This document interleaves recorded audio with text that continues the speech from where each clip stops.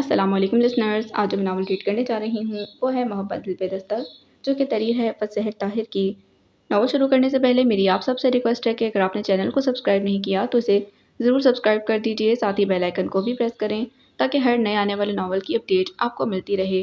Video کو like کریں، comment ضرور کریں اور ویڈیو کو شیئر بھی کریں تاکہ ہمارے چینل کی ریٹنگ اچھی ہو سکے۔ اس کے ساتھ ہی اگر آپ کمپلیٹ ناول سننا چاہتے ہیں تو میرے دوسرے چینل کو بھی سبسکرائب کر دیجیے، جس کا لنک آپ کو ویڈیو کے ڈسکرپشن میں دے دیا جائے گا۔ چلیے شروع کرتے ہیں اس کی قسط نمبر 30۔ ہیلو، وہ ریسیور اٹھاتے ہوئے یخلق بولی۔ سارا دھیان چولہے پر پڑی بریانی کی طرف تھا۔ السلام علیکم۔ جی، ویرا بات کر رہی ہوں۔ معید حسن سے بات ہو سکتی ہے؟ کھنکتا ہوا لہجہ زوہا کی سماعتوں سے ٹکرایا تو وہ جانے کیوں تب سی اٹھی۔ آپ ان کے موبائل پر کال کرتی تو زیادہ اچھے سے بات ہو سکتی تھی۔ وہ بظاہر بڑے آرام سے بولی تو وہ ہنسی، پھر بولی، آپ شاید وہی ہیں جو اس رات معید کے ساتھ تھیں، زویا؟ جی نہیں، زوہا۔ اس نے فی الفور اپنا نام درست کرایا تو وہ پھر سے ہنسی۔ جو بھی ہے، یہ معید کہاں ہے؟ وہ بڑے استحقاق سے پوچھ رہی تھی۔ زوہا کو غصہ آیا۔ میں اس کی سیکرٹری لگی ہوں؟ وہ شاید گھر میں نہیں ہے، روکھے سے لہجے میں کہا تو وہ حیران ہوئی۔ مگر آج تو چھٹی ہے، وہ گھر پر ہی ہوگا۔ وہ عموماً چھٹی والے روز گھر پر نہیں پائے جاتے، زوہا نے طنزاً کہا۔ اچھا، وہ آئے تو اسے میرا پیغام دے دینا پلیز، آتے ہی مجھے کال بیک کرے۔ میں کب سے اس کا موبائل ٹرائی کر رہی ہوں مگر کوئی رسپانس نہیں مل رہا، ویرا نے دوستانہ لب و لہجے میں کہا اور الوداعی کلمات ادا کرنے لگی تو زوہا نے شکریہ ادا کرتے ہوئے ریسیور پٹکنے کے سے انداز میں کریڈل پر ڈال دیا۔ کس قدر لیچر ہوتے ہیں بعض لوگ، خواہ مخواہ لیس ہوئے جاتے ہیں۔ وہ بڑبڑاتے ہوئے بولی تو اچانک ہی ذہن میں اپنی گزشتہ کارگزاری کا خیال آیا۔ بریانی؟ وہ سرپٹ کچن کی طرف بھاگی جہاں مسالہ پیندے میں لگ چکا تھا۔ تمہارا تو ستیہ ناس ہو ویرا بیگم، وہ روحان سی ہونے لگی۔ آج رات کا کھانا چچی جان نے بطور خاص اسے بنانے کو کہا تھا۔ اس نے چاول ابلنے کو رکھی اور ٹوٹکوں والی کتاب اٹھا کر جلے ہوئے سالن کو قابل گزارا بنانے کی ترکیب ڈھونڈنے لگی۔ اگر سالن جل جائے تو اس میں آدھی پیالی کچا دودھ ڈال کر پکائیں، جلے ہوئے کی بو نہیں آئے گی۔ اس نے پڑھا اور فوراً ہی عمل بھی کر ڈالا۔ چکر دیکھا تو کچھ خاص جلا ہوا بھی نہیں لگا۔ وہ اس کتاب کی مصنفہ کی شکر گزار ہو گئی۔ رائتا اور سلاد بنا کر فریج میں رکھا تو امید کی شکل نظر آئی، اور کوئی بات ہوتی تو اب تک ذہن سے نکل چکی ہوتی، مگر جانے کیوں یہ ویرا بیگم تب سے ذہن میں ادھم مچائے ہوئی تھیں۔ فون تھا آپ کا؟ لٹ مار انداز میں کہا تو صوفے پر نیند دراز کیفیت میں براجمان وہ مندی آنکھیں کھول کر اسے دیکھنے لگا۔ کس کا تھا؟ آپ کی کوئی گرل فرینڈ تھی؟ اطمینان سے کہا۔ کب سے دل یہ سب کہنے کو بے قرار ہو رہا تھا، اب جیسے صبر آ گیا تھا۔ معید کی آنکھیں کھل گئیں۔ یہ کیا بدتمیزی ہے؟ ناگواری سے پوچھا تو معصومیت سے بولی، اگر دوست لڑکی ہو تو اسے گرل فرینڈ ہی کہتے ہیں میری نالج کے مطابق۔ ویرا کا فون تھا؟ وہ سنجیدگی سے پوچھ رہا تھا۔ دیکھا، گرل فرینڈ کہا تو کتنی آسانی سے بوجھ لیا آپ نے، وہ استہزائیہ بولی۔ کبھی سیدھی بات کا سیدھے سے جواب بھی دے دیا کرو، وہ چڑھ کر بولا تو زوہا نے کہا، میں نے تو سیدھے سے ہی بتایا تھا کہ آپ کی گرل فرینڈ کا فون آیا ہے، اب وہ کوئی اور ہو یہ تو آپ کو ہی علم ہوگا نا ان کے بارے میں۔ وہ جبڑے بھیج کر اسے گھورنے لگا، تب وہ مسکراہٹ دباتی پلٹ آئی تھی۔ معید کو ضد کرنے کا الگ ہی مزہ تھا، تبھی اس نے بڑے اچھے موڈ میں کھانا لگایا۔ سبھی نے اتنے دنوں بعد زوہا کے ہاتھ کا کھانا شوق سے کھایا۔ نگین کو خود چچی جان اپنی نگرانی میں کھانا کھلا چکی تھیں، آج لگتا ہے کھانے کو کسی اور کے ہاتھ لگے ہوئے ہیں، وردان نے ڈکار لیتے ہوئے کہا تو معید اطمینان سے بولا، آج یقیناً کھانا زوہا نے بنایا ہے۔ تمہیں کیسے پتہ چلا؟ چچی جان مسکرائی تھیں، اس کے ہاتھ کے جلے کا ذائقہ ہی اور ہوتا ہے۔ وہ کچھ اچھا سا سننے کے منتظر بیٹھی تھی، تلملا اٹھی، کسی کو کچھ پتہ چلے نہ چلے یہ کانوں اور ناکوں کا پتلا سب کچھ محسوس کر لیتا ہے۔ ہاں، کچھ خوشبو سی آ رہی تھی بریانی میں سے، چچی جان کو بھی جیسے اچانک یاد آیا، شاید مسالہ زیادہ ہی بھن گیا تھا۔ تائی جان نے سادگی سے کہا تو زوہا کو رونا آنے لگا۔ وہ غصے سے ٹیبل سمیٹنے لگی، وگرنہ اس سے پہلے تو اچھا کھانا بناتے ہی اسے انعام بٹورنے کی جلدی ہو جاتی تھی۔ برتن دھو کر 3 کپ چائے لاؤنج میں دے جانا، یہ حکم اچانک ہی صادر ہوا تھا۔ میں بھی فارغ نہیں ہوں، وہ پلیٹ دھو کر ریک میں رکھتی خشک انداز میں بولی تو وہ کہنے لگا، میں بھی برتن دھونے کی بات کر رہا ہوں۔ دیکھوں گی، وہ رکھائی سے بولی تو معید کو یاد آیا، ویسے کھانا اچھا بنا ہوا تھا، بس بریانی کا مسالہ جل گیا تھا اور سالن میں نمک تھوڑا سا کم تھا، باقی سب اچھا تھا، رائتا سلاد وغیرہ۔ شکریہ نوازش، اس نے گلاس پٹکتے ہوئے کہا تو وہ زیر لب مسکراتا چلا گیا۔ کلیجے جلانے کا ماہر۔ زوہا کو شدید غصہ آ رہا تھا۔ کیا تھا جو ذرا سی تعریف کر دیتا، وہ جھنجھلا رہی تھی، مگر اچانک ہی ذہن میں لال بتی جل اٹھی۔ وہ بڑے زور کی ٹھٹکی، لعنت ہے مجھ پر، میں بھلا 2 بول اس کے منہ سے سننے کو کیوں مری جا رہی ہوں؟ خود پر شدید حیرت ہوئی۔ لا حول ولا قوت، دماغ خراب ہو رہا ہے میرا شاید۔ اس نے جھنجھلاہٹ کے عالم میں سوچا اور بڑبڑاتے ہوئے چائے کے لیے پانی رکھنے لگی۔ وہ بڑے استحقاق سے شموئیل خان کے آفس میں براجمان تھی، جبکہ وہ اپنے مخصوص نرم اور نرم مزاج سے ہٹ کر خاصا جھنجھلایا ہوا ادھر سے ادھر مارچ پورس کر رہا تھا۔ بیٹھ جاؤ خان، کیوں ٹانگیں کسا رہے ہو؟ زالے کا انداز چھیڑنے والا تھا۔ وہ واقعی تلملا اٹھا کر باہر پھینک دوں گا تمہیں اگر مزید کچھ بولی تو۔ ارے، پہلے تو وہ اس کے اس قدر غیر متوقع انداز پر حیران ہوئی، پھر کھلکھلا کر ہنس دی۔ بہت آرزو تھی تمہیں اس دبنگ روپ میں دیکھنے کی۔ دبنگ ہی کہتے ہیں نا؟ وہ ابھی بھی غیر سنجیدہ تھی۔ وہ ایک جگہ رک کر دونوں ہاتھ جمائے اسے گھورنے لگا، اپنی تمام تر دلکشی اور شادابی سمیت شربتی آنکھوں میں شوخی اور شرارت کے تمام رنگ لیے وہ اسے زج کرنے پر آمادہ تھی۔ ایسے نہیں دیکھتے لڑکیوں کو، انہیں شرم آتی ہے۔ زالے نے اسے ٹوکا تو وہ جل اٹھا۔ وہ لڑکیوں کو آتی ہوگی، تمہارے اس کیٹیگری سے دور پرے کا بھی واسطہ نہیں۔ زالے ہنسی۔ بھئی آخر ایسی کیا حسرت ہے تمہیں کہ مجھے شرماتے ہوئے دیکھنا چاہتے ہو؟ وہ بتکا۔ لا حول ولا، مجھے ایسی کوئی فضول حسرت نہیں، مگر یہ جو تم میرے آفس کا ماحول خراب کرنے کی کوشش کر رہی ہو نا، یہ ترک کر دو۔ اس کا انداز رکھائی سے بھرپور تھا۔ میں تو صرف مستقبل قریب کی مالکن کی حیثیت سے تمہارے پی اے کے ساتھ آفس ورکرز کے ساتھ آفس ورکر سے تعارف ہی لیا ہے اور بس۔ دوسری طرف معصومیت کی انتہا تھی۔ وہ بے بس ہونے لگا۔ خدا کے لیے زالے افریدی، اپنے دماغ کو اپنے بزنس میں لگاؤ، اور بھی دکھ ہیں زمانے میں، تو پھر محبت کے دکھ کو ترجیح کیوں نہیں دی جاتی؟ ادھر سے ترنت جواب آیا۔ شموئیل اپنا سر ہاتھوں میں تھامے اپنے نشست پر ڈھہ گیا تھا۔ پہلے کون سا زالے کے سامنے اس کی چلتی تھی جو اب اس کی بات مان کر سیدھی بات پکڑ لیتی؟ پریشان ہو؟ سر دکھ رہا ہے؟ زالے نے ہمدردی سے پوچھا تو وہ سر اٹھا کر اسے گھورنے لگا۔ کیا بات ہے خان، آج بات پر گھور رہے ہو؟ بہت اچھی لگ رہی ہوں کیا؟ وہ جھجکی تھی۔ آخر تم سدھر کیوں نہیں جاتی؟ وہ بے چارگی سے بولا۔ تب وہ ایک دم سنجیدہ ہوئی۔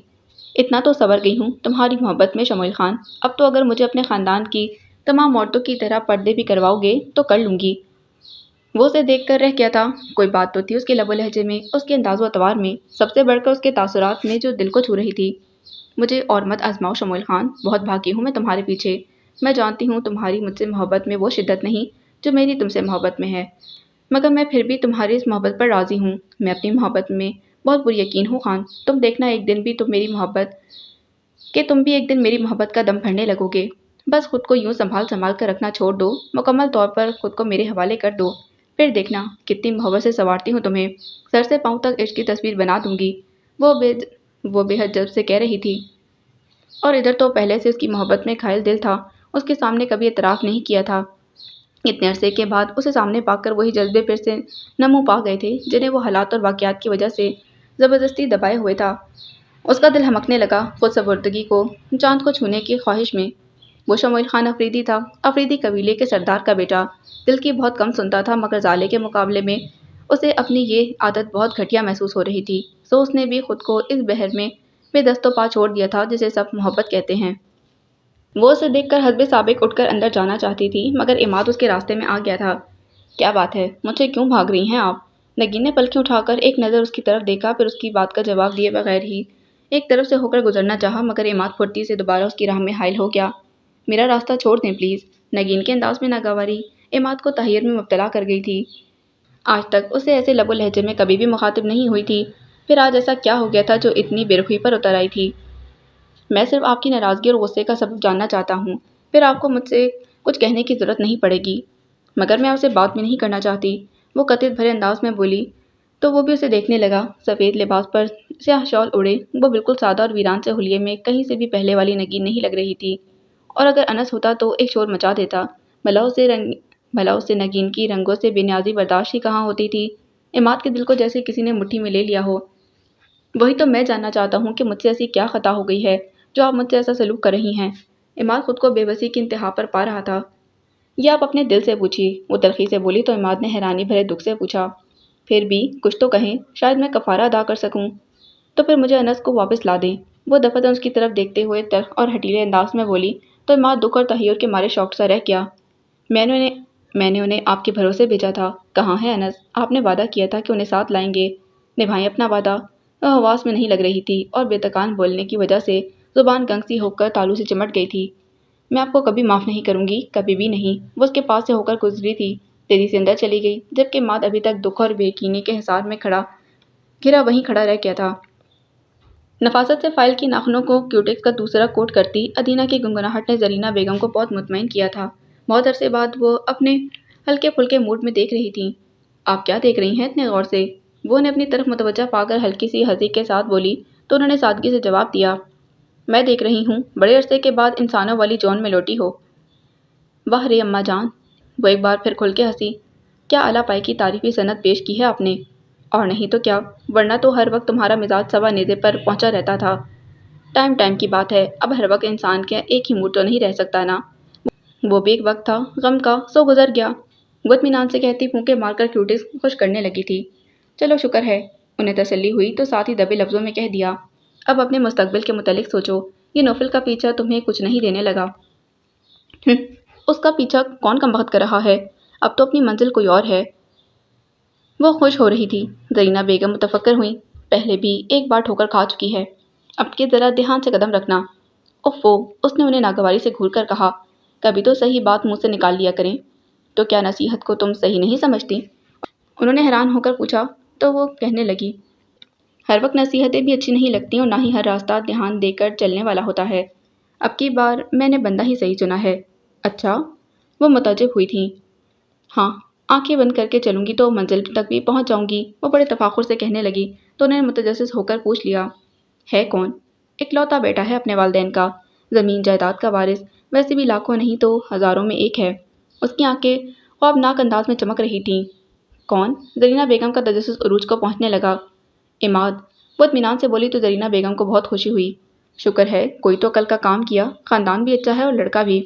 آپ تو بس یہی دیکھتی رہنا، اس نے ناک چڑھاتے کہا تو وہ نہ چاہتے ہوئے بھی اسے ٹوک گئی تھیں۔ اپنی سوچ کو مثبت اور لالچ سے پاک رکھو تو خدا تمہارے لیے بہتر نہیں بلکہ بہترین کرے گا۔ آج کل لڑکوں کی شکل نہیں بلکہ ان کی جیب اور بینک بیلنس دیکھا جاتا ہے۔ ادینہ کی بات پر زرینہ بیگم نے متاسفانہ انداز میں اسے دیکھا۔ وہ ماں تو اسی کی تھی مگر وہ جانے کس پر پڑی تھی۔ ان کی سادہ لوہی سے اس کا دور تک بھی کوئی واسطہ نہیں تھا۔ وہ ہمیشہ سے خود غرض اور کینہ پرور رہی تھی، آدمی کے ظاہر پر مر مٹنے والی، جو دل چاہے وہ کر دینے والی۔ اس کی عادتوں کو ناپسند کرنے کے باوجود وہ بیٹی کی تیز طبع سے خائف اسے برا بھلا نہیں کہہ سکتی تھیں، تو کبھی کبھار نصیحت کی شکل میں سمجھانے کی کمزور سی کوشش کر لیتیں۔ یہ الگ بات تھی کہ ان کی باتوں کو کبھی درخور اعتنا نہیں جانا تھا۔ ہمیشہ رہنے والی چیز تو اخلاق اور کردار ہی ہیں، جیب اور بینک بیلنس تو کبھی بھی ختم ہو سکتے ہیں۔ خیر، اس کی جائیداد کے کون سے حصے دار بیٹھے ہیں، ماں باپ کا اکلوتا وارث ہے، اتفاق سے اخلاق و کردار بھی اچھا ہے، آپ بھی خوش اور میں بھی راضی۔ وہ اچھے موڈ میں تھی۔ زرینہ بیگم اندر ہی اندر کلس کر رہ گئیں۔ یہی فیصلہ اگر وہ محض عماد کے اخلاق اور کردار کو دیکھ کر کرتی تو خدا بھی اسے راضی ہوتا، مگر وہ پہلے کب ان کی مانتی اور سنتی تھی جو اب ان کی باتوں میں کان دھرتی، سو وہ دل میں خدا سے اس کے سدھرنے کی دعائیں کرتی رہی، جبکہ ادینہ کی گنگناہٹیں پھر سے جاری ہو چکی تھیں۔ ایک بھیانک خواب سے اس کی آنکھیں کھلیں تو وہ پسینوں میں ڈوبی ہوئی تھی۔ یا اللہ! بے ترتیب دھڑکنوں کے ساتھ اس نے بے اختیار اپنے پہلو میں ہاتھ مارا تو قریب لیٹا زندگی سے بھرپور گرم وجود اس کا دل ٹھہرا گیا تھا۔ اس کے قریب ہو کر جیسے اس کے ہونے کا یقین چاہنے لگی تھی، تو اس نے نیند میں ہی اس کے گرد بازو کا حصار قائم کیا۔ سو رہے ہیں؟ وہ منہ اٹھا کر پوچھنے لگی۔ دوسری جانب سے کوئی جواب نہیں آیا تو اب کی بات اس نے انس کے سینے پر ہاتھ رکھ کر قریباً جھنجھوڑ ڈالا تھا۔ کیا ہے؟ وہ غنودگی کے عالم میں تھا۔ اٹھے نا، میں نے اتنا بڑا خواب دیکھا ہے۔ نگین ابھی تک خوفزدہ تھی، خود کو انس کے بغیر تو وہ تصور بھی نہیں کر سکتی تھی، کجا اس کی موت۔ اس نے ایک بار پھر اسے جھنجھوڑا تو انس نے اسے خود سے مزید قریب کر لیا۔ چلو سو جاؤ اب، پہلے آپ جاگیں اور میرا خواب سنیں۔ مجھے اتنا ڈر لگ رہا ہے، دل اتنا بے ترتیبی سے دھڑک رہا ہے۔ کہاں؟ دکھاؤ نا۔ وہ ہاتھ رکھ کر اس کی دھڑکن چیک کرنے لگا تو نگین نے اس کا ہاتھ جھٹک دیا۔ بہت برے ہیں آپ، اٹھیں گے نہیں، بس فضول حرکتیں کیے جائیں گے۔ وہ ناراض ہونے لگی تو انس نے گہری سانس بھرتے خود کو قدرے بیدار کر لیا تھا۔ میں کون سا خوابوں کی تعبیر بتانے کا ماہر ہوں یار، صبح سنا لیتی، جمائی لیتے ہوئے کہا، مگر وہ بہت متفکر تھی۔ آپ صبح ہی صدقہ و خیرات کرنا پلیز، میں نے آپ کے حوالے سے بہت برا خواب دیکھا ہے، اللہ معاف کرے۔ آمین، وہ فی الفور بولا تو پھر پوچھنے لگا، ویسے بائی دا وے کیا دیکھا ہے خواب میں جو کسی پل چین نہیں لینے دے رہا؟ اوف، نگین نے سوچ کر جھرجھری لی، میں دوبارہ سوچنا بھی نہیں چاہتی۔ آپ سے جدائی تو موت لگتی ہے انس۔ اس کے سینے میں منہ چھپائے وہ روحانسی ہونے لگی تھی۔ انس کے ہونٹوں پر بے ساختہ مسکراہٹ آ گئی۔ اوئے، میں نہیں جانے کا تمہیں چھوڑ کے، تم میں تو میری جان بستی ہے، پیار سے کہا تو نگین نے چہرہ اٹھا کر نائٹ بلب کی روشنی میں اس کے تاثرات کھوجنے کی کوشش کرتے کہا، ہم ہمیشہ ساتھ رہیں گے انس۔ ہاں بالکل، حالانکہ جنت میں مجھے 70 حوریں ملنے والی ہیں، اور شرارت پر آمادہ تھا، نگین کی ذہنی رو پلٹی۔ سچی؟ یعنی ہر مرد کو؟ اور نہیں تو کیا، وہاں تو اپنی موجیں ہوں گی۔ میں جیلس ہو رہی ہوں انس، آپ وہاں میرے سامنے دل لگی کیا کریں گے۔ اسے سوچ کر غصہ آنے لگا۔ تم تو ان کی سردارنی ہوگی نا یار، انس نے اسے چمکارا، مگر اس کی تسلی نہیں ہوئی۔ تب وہ اسے مشورہ دینے لگا، تو میں نے اپنی خدمت پر لگائے رکھنا، کسی کو ٹانگیں دبانے پر اور کسی کو بازو۔ میری طرف توجہ دینے کی انہیں فرصت نہیں ملے گی۔ نگین کی کل کل کرتی ہنسی کمرے میں گونجنے لگی تھی۔ اس نے اٹھ کر لائٹ آن کی اور پاگلوں کی طرح ادھر ادھر اپنے چاروں جانب دیکھنے لگی۔ انس، اس نے پکارا، مگر کوئی جواب نہیں ملا تھا۔ انس، کہاں ہیں آپ؟ وہ اٹھ کر واش روم میں جھانک رہی تھی۔ پاس سوئی زوئی کی نیند یوں بھی بہت غضب کی تھی، مگر نگین کے پاس ہوتے ہوئے لاشعوری طور پر اس کی آنکھ عموماً کھل جایا کرتی تھی کہ اس کی نیند ویسے ہی کم ہو گئی تھی۔ کیا ہوا؟ اس کی نیند اڑ گئی۔ تیزی سے اٹھ کر نگین کی طرف بڑھی۔ انس کہاں ہیں؟ وہ متوحش انداز میں پوچھنے لگی تو زحا گڑبڑا گئی۔ تم سوئی نہیں؟ بات پلٹنا چاہی، مگر وہ اپنے حواس میں نہیں تھی۔ مجھے بتاؤ زوہی، انس کہاں گئے ہیں؟ ابھی تو تھے یہاں میرے پاس۔ وہ چلتے ہوئے اپنے بیڈ پر آئی تھی۔ یہاں تو میں سوئی تھی، زحا نے اسے بہلانا چاہا۔ تم تو اس طرف لیٹی تھی نا، یہ سائڈ انس کی ہے، یہاں میں کسی کو بیٹھنے نہیں دیتی۔ یہاں انس لیٹتے تھے، ابھی ہم باتیں کر رہے تھے۔ وہ بضد ہوئی تو زحا گھبرانے لگی۔ نگین کی طبیعت کا کچھ پتہ نہیں چلتا تھا، اس لیے وہ اس کے پاس سونے سے خائف تھی، مگر تائی جان کے اصرار پر وہ انکار نہیں کر پائی تھی۔ بات سنو نگین، بہت رات ہو گئی ہے، 3 بج رہے ہیں، ابھی سو جاؤ، صبح بات کریں گے۔ زحا نے اس کا ہاتھ تھامتے ہوئے پیار سے کہا تو اسے دیکھنے لگی۔ صبح کیا ہوگا زوئی؟ وہ واپس آ جائیں گے کیا؟ اس کی آنکھوں میں آنسو بھرنے لگے تھے۔ آواز اس قدر بے بسی اور بیزارگی بھری تھی کہ زحا بے اختیار رونے لگی۔ وہ اب کبھی نہیں آئیں گے زوئی، حالانکہ وہ کہتے تھے کہ تمہیں چھوڑ کر کبھی نہیں جاؤں گا۔ بہت شکایت ہے مجھے تمہارے بھائی سے، جھوٹے وعدے لارے لگا کر خود کہیں چھپ کر میری بےتابی کو دیکھ کر خوش ہو رہے ہوں گے۔ وہ ایک بار آئیں زوئی، میں انہیں بتاؤں گی کہ میں ان سے کتنی محبت کرتی ہوں، میں انہیں بتاؤں گی کہ میں ان کی جدائی میں کتنے ٹوٹ گئی ہوں بڑی دنیا میں، مگر ان سے زیادہ اپنا مجھے کوئی نہیں لگتا۔ میں انہیں وہ سب بتا دوں گی جو وہ سب سننا چاہتے ہیں۔ بس ایک بار خدا انہیں مجھے واپس لوٹا دے، بس ایک بار۔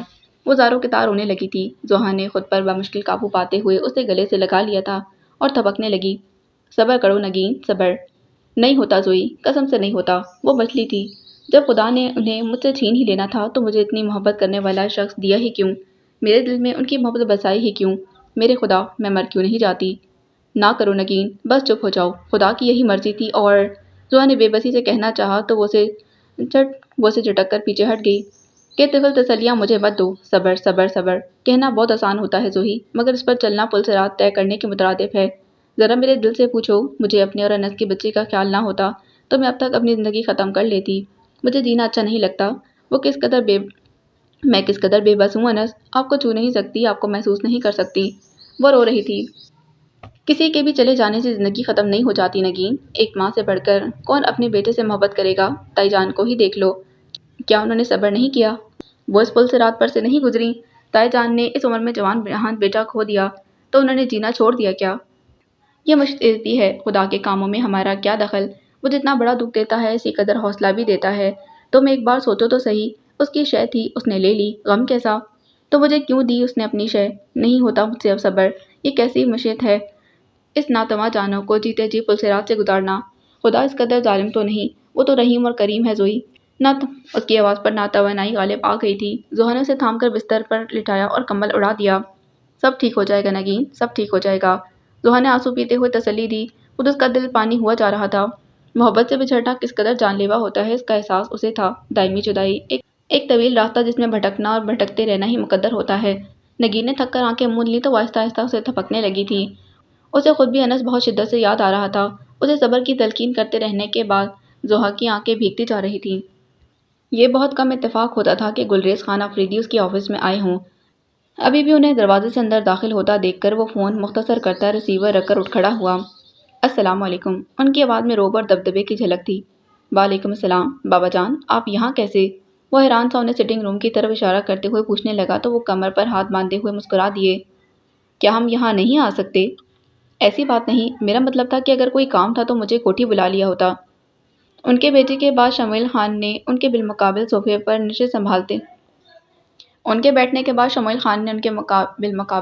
نشست سنبھالتے ہوئے ادب سے کہا، بیٹوں سے ملنے کے لیے کاموں کے بہانے نہیں تلاشے جاتے شمویل خانہ۔ وہ سنجیدگی سے بولے تھے۔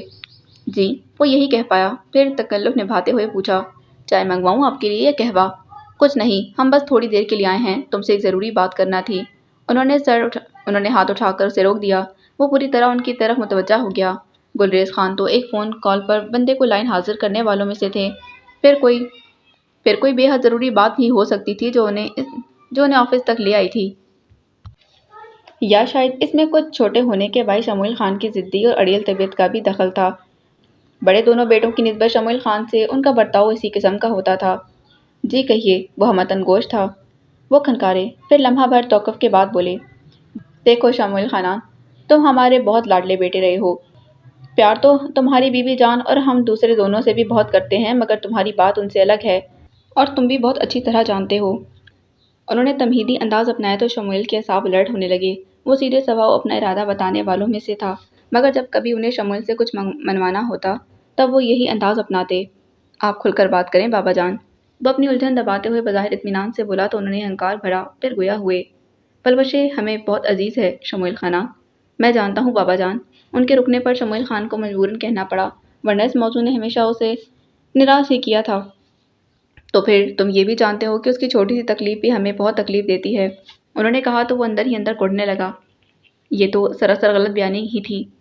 جہاں بابا جان کو اپنی پگڑی نیچے ہونے کا خدشہ ہوتا، وہیں وہ بات جذبات پر لے جاتے تھے، مگر اب کی بار وہ خاموش ہی رہا۔ پرسوں مارکیٹ میں تمہارے ساتھ لڑکی کون تھی؟ ان کا سوال اس قدر غیر متوقع اور اچانک تھا کہ وہ گڑبڑا کر پہلے تو فقط ان کا منہ دیکھے گیا۔ انہوں نے دوبارہ کہا، پرسوں ہم نے کسی لڑکی کو تمہارے ساتھ دیکھا ہے شموئیل خانہ۔ ان کا انداز بارو اور بے لچک تھا، جیسے وہ اپنی مختصر سے سوال کے جواب میں مکمل کہانی سننے کا ارادہ کیے ہوئے ہوں۔ تو کیا میں یہ سمجھوں کہ میری CID کی جا رہی ہے؟ شموئیل کا دماغ تباہ تھا۔ وہ بھی تو انہی کا خون تھا، ٹھنڈا رہتا تو ٹھیک، وگرنہ شدید ابال آتا۔ یہی سمجھ لو، مگر اس سے پہلے میرے سوال کا جواب دو، وہ لڑکی کون تھی؟ وہ مطمئن تھے۔ انوج اسی لب و لہجے میں بولے تو وہ اٹھ کھڑا ہوا۔ کیا میرا کچھ پرسنل نہیں ہو سکتا؟ کیوں نہیں ہو سکتا؟ وہ فی الفور بولے، پھر تیوری چڑھاتے ہوئے جیسے اسے وارن کیا، پلوشے کی جو تمہاری زندگی میں جگہ ہے اسے اپنے ذہن میں رکھنا۔ بابا جان، جو میرے ساتھ ہو گیا وہی میرے لیے بہت بڑی سزا ہے، اب کم از کم میری زندگی تو آسان رہنے دیں۔ وہ تلخ ہونے لگا تو انہوں نے بے نیازی کا مظاہرہ کیا، تو ہم کب منع کر رہے ہیں تمہیں؟ مکمل آزادی ہے تمہارے پاس، کھاؤ کھیلو، مگر اپنی حدود میں، اپنی ذمہ داری یاد رکھو۔ ہاں، مکمل آزادی اور حد، وہ استہزائیہ ہنسا تھا۔ بہت خوبصورتی سے آپ نے سب کو کمبائن کیا ہے۔ تم جو بھی کہو شموئیل خان، مگر ہم بات کرتے ہیں تو سیدھی اور کھری۔ وہ لڑکی جو بھی لگتی ہے تمہاری، مگر وہ پلوشے کی جگہ نہیں لے سکتی، انہوں نے اٹل انداز میں کہا۔ وہ بہت مطمئن انداز میں صوفے پر ٹیک لگاتے ہوئے گویا ایک لمبی نشست کے لیے بیٹھے تھے۔ یہ شموئیل کے اعصاب پر ایک اور بڑا حملہ تھا۔ وہ یقیناً اس کے ہمراہ ظالیہ افریدی کو گھومتے دیکھ چکے تھے۔ آپ نے جو کرنا تھا کر لیا بابا جان۔ آپ کو یاد ہوگا کہ آپ نے مجھے باقی کی زندگی اپنی مرضی سے گزارنے کی آزادی دی تھی۔ وہ بڑے تحمل کا مظاہرہ کر رہا تھا، مگر اندر دہکتی آگ بھڑکنے کو بےتاب ہو رہی تھی۔ تو ہم کب مکرے ہیں اپنی بات سے؟ اپنے کہے سے ہٹنا قبیلے کے سرداروں کی روایت نہیں شموئیل خان۔ تم اپنی زندگی اپنی مرضی اور اپنے طور طریقوں سے گزارو، تمہیں مکمل آزادی ہے۔ وہ جانے کیا طے کیے ہوئے تھے، اس نے بمشکل اپنا طے ضبط کیا۔ تو پھر میں ظالیہ افریدی سے شادی کرنا چاہتا ہوں، اس نے بنا سوچے سمجھے انہیں ہرانے کی چال چلی تھی۔ وہ ان کے مہرے کو پیٹنا چاہ رہا تھا، ان کے چراغ پا ہونے کا انتظار کر رہا تھا، مگر وہ اٹھ کر اس کے مقابل آئے تو خلاف توقع ہلکی سی مسکراہٹ ان کے لبوں پر جگمگا رہی تھی۔ تو کرو، کون روکتا ہے تمہیں؟ شادی کرو، اسے شہر کی کوٹھی میں رکھو، عیش کراؤ، انہوں نے دوستانہ انداز میں کہا تو وہ سکتے کے عالم میں انہیں دیکھنے لگا۔ قدرے توقف کے بعد وہ اس کے دونوں شانوں پر ہاتھ رکھتے ہوئے نرمی سے بولے، بدلے میں تم سے فقط پلوشے کے لیے کچھ تحفظات چاہتا ہوں اور بس۔ وہ گنگ کھڑا تھا۔ کب کر رہے ہو شادی؟ انہوں نے اسی نرم انداز میں پوچھا تو وہ غائب دماغی کیفیت میں بولا، جلد ہی۔ بہت اچھے۔ وہ خفیف سا مسکرائی۔ شموئیل کے لیے انہیں اس موڈ اور مزاج میں دیکھنا ایک نہایت حیران کن تجربہ تھا، اس لیے وہ کچھ سوچنے سمجھنے کے قابل نہیں رہا۔ گلریز خان نے اس کا شانہ تھپکا، بیسٹ آف لک، پھر اسے بغور دیکھتے بولے، مگر شادی سے پہلے ایک بار مجھ سے ضرور ملنا۔ وہ سر ہلانے کے قابل بھی نہیں رہا تھا۔ شکاری خود اپنے جال میں آ پھنسے تو اس کا کیا تدراک۔ سوٹ کیس، صبا نہ سمجھنے والے انداز میں اسے دیکھنے لگی۔ وہ کوٹ اتار کر بستر پر ڈالتا ٹھٹک گیا، کیا بات ہے، کبھی سوٹ کیس کا نام نہیں سنا؟ سنجیدگی سے پوچھا تو وہ خفیف سی بولی، دوسرے شہر جانے کے لیے سوٹ کیس تیار کرانے کی کیا ضرورت، کبھی اتنے دنوں کے لیے تو نہیں گئے، مگر دوسرے ملک جانے کے لیے تو ضرورت پڑ سکتی ہے نا؟ وہ تنزیہ سے پوچھنے لگا۔ صبا نے بے یقینی سے اسے دیکھا، آپ بیرون ملک جا رہے ہیں؟ نوفل نے گہری سانس کھینچی اور بستر کے کنارے ٹک کر جھکتے ہوئے شوز اتارنے لگا۔ پھر فارغ ہونے کے بعد سیدھے ہوتے عام سے انداز میں بولا، آپ ایسا کریں، صبح نوری سے کہہ کر میرا سوٹ کیس تیار کروا دیں، اس ہفتے میں کبھی بھی سیٹ مل سکتی ہے۔ کہاں جا رہے ہیں آپ؟ وہ متوحش سی اس کے سامنے آ کھڑی ہوئی۔ نوفل نے ایک نگاہ غلط انداز پر اس پر ڈالی اور اطمینان سے بولا، سنگاپور؟ کوئی ضرورت نہیں ہے کہیں بھی جانے کی۔ وہ دفعتاً تیزی سے بولی تو نوفل کی آنکھوں میں پہلے حیرت پھر اسے استہزاء غالب آنے لگا۔ ہاں بہت اچھے، یعنی میں اب آپ کے مشوروں پر چلا کروں گا۔ آپ اسے کچھ بھی سمجھیں لیکن میں آپ کو کہیں بھی جانے کی اجازت نہیں دوں گی۔ وہ حیران سا کھڑا تھا۔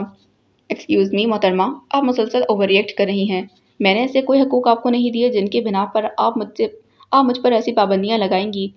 اس کے لب و لہجے میں تلخی کی آمیزش تھی، مگر وہ اس کی یوں مد مقابل آ جانے پر گھبرائی نہیں تھی، بلکہ کچھ عجیب ہی ہوا تھا، یا شاید حیران کن۔ بے اختیار آگے بڑھ کر اس کی شرٹ مٹھیوں میں دبوچی اور اس کے ساتھ لگ گئی تھی۔ اتنی دور مت جائیں نوفل، پلیز۔ اس کی یہ بے اختیاری اس قدر غیر متوقع تھی کہ وہ جہاں کا تہاں کھڑا رہ گیا۔ آپ شہر سے باہر ہوں تو اور بات ہے، مگر ملک سے باہر مت جائیں۔ وہ شاید اپنے ہی آپ میں نہیں تھی۔ نوفل نے اپنا سینہ بھیگتا محسوس کیا، شاید وہ رو رہی تھی۔ کسی انجانے احساس سے نوفل کا دل پگھلنے لگا۔ صبا کا یہ التفات اس کے لیے نیا ہی نہیں، بہت حیران کن بھی تھا۔ انس بھائی بھی تو باہر گئے تھے، پھر کیا ہوا؟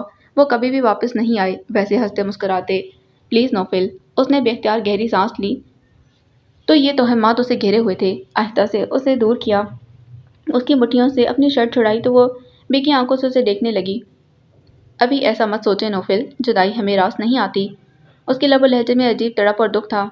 میری جدائی شاید آپ کو راس آ جائے۔ وہ کٹھور تو نہیں تھا، مگر اس کے معاملے میں جانے پھر بھی اس کے دل میں اتنی سختی کیسے بھر جاتی تھی؟ اس کی آنکھوں میں وحشت سی ابھرنے لگی۔ ایسا مت کہیں نوفل، آپ اچھی طرح جانتے ہیں کہ میں بہت صاف دل سے آپ کے ساتھ چل رہی ہوں۔ یہ آپ ہی ہیں کہ کمپرومائز کی راہ نہیں اپنا رہے۔ میں تو اپنا سارا مان اور عروج تیاگ کر آپ کی ہمراہی میں صبر کر رہی ہوں۔ کبھی نہیں سوچا تو ابھی سوچ لیں کہ کیوں؟ اب تو کوئی مجبوری باقی نہیں رہی، بقول آپ کے مجھے اپنے بھائی کا گھر اجڑنے کا بھی غم نہیں رہا، تو کون سی مجبوری مجھے آپ سے باندھے ہوئے ہے؟ کبھی سوچا آپ نے؟ آنسو اس کا چہرہ بھگونے لگے تھے، اور شاید نوفل کا دل بھی، مگر ہائے یہ انا پسند دماغ! اسے نرمی سے پیچھے ہٹاتا وہ تیزی سے واش روم کی طرف بڑھ گیا تھا تو وہ اس کی پشت دیکھتی رہ گئی۔ وہ آئے میرے پاس ٹھیک کرتے ٹائی کی نوٹ۔ میں نے پوچھا گھور کے، mister your problem is what? واہ واہ! وجدان نے اونچی آواز میں شعر پڑھنے کے بعد خود ہی سر دھنا تھا۔ ہمراہ کا دماغ کھولنے لگا۔ ایک تو شیطان سے کوئی چیز چھپی نہیں رہتی تھی، جبکہ وہ مستقلاً سامنے صوفے پر براجمان اس شاہکار سے پوری طرح لطف اندوز ہو رہا تھا۔ اس نے کہا، دیکھی نہیں کہیں میں نے ایسی بیوٹی، اس لیے تو چھوڑ کے آیا ہوں اپنی ڈیوٹی۔ یہ یقیناً کوئی سرکاری آفیسر ہوگا، وہ ایسی ہی ڈیوٹیز ادا کرتے ہیں۔ وہ ساتھ ساتھ تجزیہ نگاری کے فرائض بھی سر انجام دے رہا تھا۔ وجی، شرافت کے ساتھ میرے حوالے کر دو یہ پیپر۔ وہ گرائی، یہ پیپر تمہارا ہے؟ پیپر نہیں، مگر جو کچھ لکھا ہے وہ میں نے لکھا ہے۔ اس نے دانت پیسے۔ اتنے دنوں بعد وہ پھر سے اس کی جان جلانے والی حرکتیں کرنے لگا تھا۔ یہ رائٹنگ تمہاری ہے کیا؟ وجدان نے اس کی آنکھوں کے سامنے کاغذ لہرایا، پھر خود ہی مذاق اڑاتے ہوئے بولا، کہاں میری موتیوں جڑی لکھائی اور کہاں تمہارے کاغذوں پر چلتے کیڑے مکوڑے۔ یوں لگتا ہے کہ پہلے لال بیگ انک سے گزرا، پھر اس کے بعد پیپر سے گزر گیا۔ تم بہت شکریہ۔ اب یہ اگلا شعر تو سنو۔ اس کی دھمکی سنے بغیر وہ متشکر ہوا۔ اچھا جی، یہ شاعر بہت دنوں کے بعد جاگا ہے۔ زہر کو بھی اتنے عرصے بعد ان دونوں کو پرانے روپ میں دیکھ کر اچھا لگا تھا، وگرنہ میر ہاؤس کی ویرانی تو اب ایک آسیب لگنے لگی تھی جو کسی طور بھی پیچھا چھوڑنے پر آمادہ نہ تھی۔ ارے آپی سنو تو، میرا شاہکار! وہ شرارت پر آمادہ تھا۔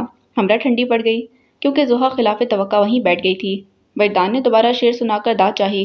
واہ واہ، کیا بات ہے! میں نے غصے سے کہا، دیکھا ہے کبھی اپنا فیس؟